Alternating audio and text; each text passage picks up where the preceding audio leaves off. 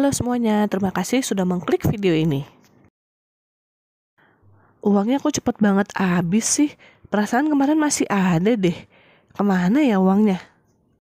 Nah, itu adalah pertanyaan yang paling sering kita alamin kalau misalnya di akhir bulan, khususnya saya sendiri sih. Kali ini saya coba membagikan tips gimana caranya biar akhir bulan itu nggak cepat bokeh atau uangnya masih ada.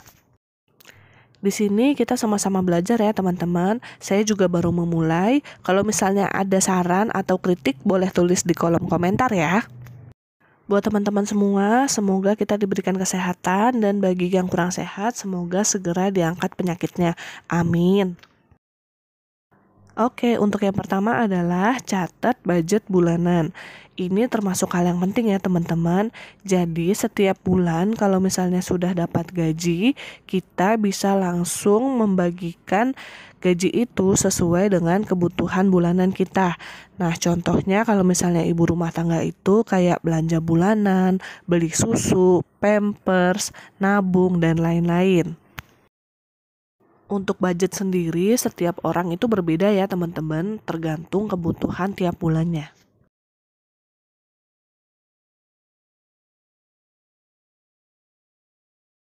Yang kedua adalah tentukan tujuan yang akan dicapai. Jadi sebelumnya kita tuh harus bisa bedakan mana yang kebutuhan dan mana yang keinginan. Kalau kebutuhan itu adalah hal yang memang kita butuhkan atau kita pakai tiap bulannya dan pasti berguna. Contohnya itu seperti sandang, papan, dan pangan. Itu kan memang sudah jadi kebutuhan dasar ya teman-teman. Sedangkan untuk keinginan adalah hal yang tidak terlalu dibutuhkan dan bersifat sementara. Contohnya kita pengen beli gadget baru padahal gadget lamanya masih ada. Untuk punya keinginan itu nggak apa-apa, asal kita membelinya dengan cara nabung dulu atau ngumpulin uangnya dulu. Jadi nggak terlalu berasa dan barangnya juga terasa lebih berharga. Yang ketiga, batasi jajan di luar. Batasi di sini bukan bermaksud nggak boleh jajan ya teman-teman. Boleh jajan, tapi bukan yang setiap hari pesen GoFood, beli di luar.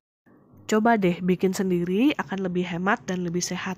Misalnya nih, kita lagi pengen banget minum kopi kekinian, tapi baru beberapa hari yang lalu udah beli online.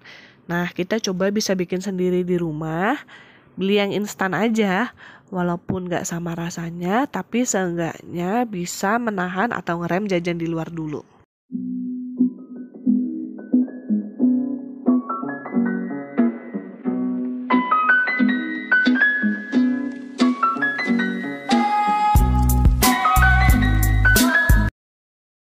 Yang keempat, buat nabung jadi menyenangkan. Jadi kalau bisa tiap bulan itu kita ada budget untuk nabung. Berapapun itu asal tidak memberatkan diri sendiri. Salah satunya itu kita bisa nabung sistem pelangi, sistem kalender, dan yang lagi ngehits itu sekarang adalah sistem challenge. Challenge-nya bisa 2.000, 5.000, 10.000, sebisa mungkin buat nabung, jadi hal yang beda dan menyenangkan.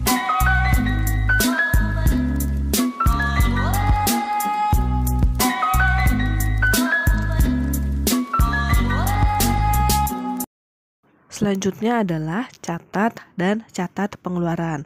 Kenapa catatnya ditulis 2 kali? Karena ini biasanya hal yang paling males dilakuin. Ya bener, dicatat. Aku pernah lihat di IG ada ojol yang rajin banget catat pengeluaran dia per hari. Dari beli kopi sampai bayar parkir aja dia catat loh. Manajemen cash flow-nya bagus banget ya teman-teman. Itu inspiring banget, dia jadi tahu uang keluar tiap harinya berapa. Tujuannya apa? Biar kita tahu budget kita sesuai atau enggak, over budget atau enggak, dan jelas tahu barang apa-apa aja yang udah kita beli. Next adalah review pengeluaran dan budgeting.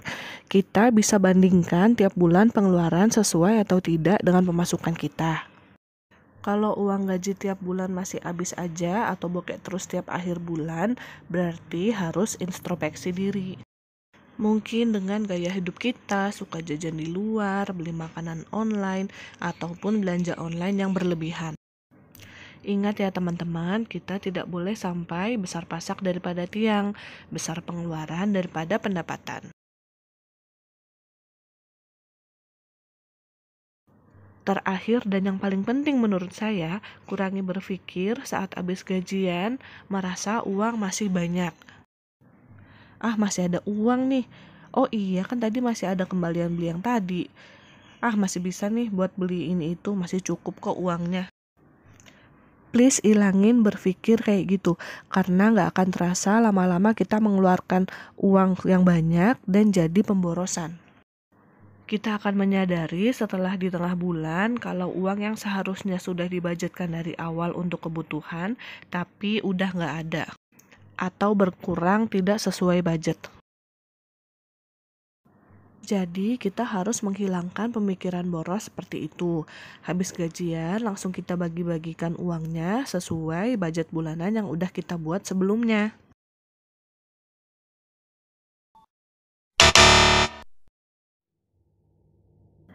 Demikian video saya kali ini, semoga bermanfaat. Mohon maaf kalau misalnya ada salah informasi. Terima kasih, dadah.